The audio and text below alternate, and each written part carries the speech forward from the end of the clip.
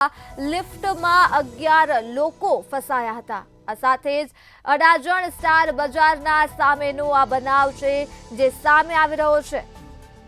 Hotel level 5 ની બિલ્ડિંગમાં વીજળી ગુલ થઈ ગઈ હતી ત્યારે લિફ્ટમાં લોકો ફસાયા હતા અને પાવર જતા જ લિફ્ટમાં 11 જેટલા લોકો ફસાઈ ગયા હતા।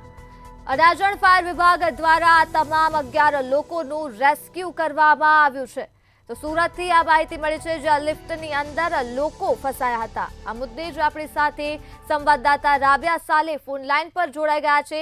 જે રાબિયા, સુરત ખાતે લિફ્ટની અંદર 11 લોકો ફસાયા હતા, શું છે વધુ વિગતો?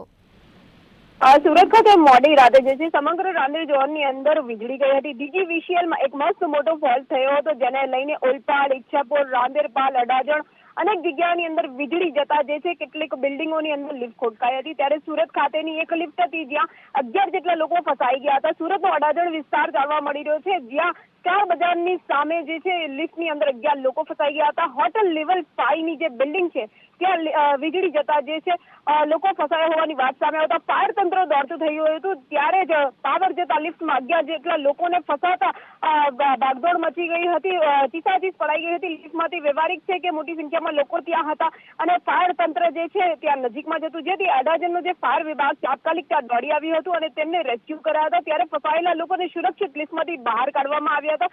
પરંતુ મોડી રાતે થયેલા આ જે ફોલ્ટ હતો વીજળીનો એને સૌ કોઈના જીવ અદ્ધર કર્યા હતા, પણ ફાયર વિભાગની સફળતા કામગીરીને લઈને ક્યાંક લોકોએ રાહત અનુભવી હતી।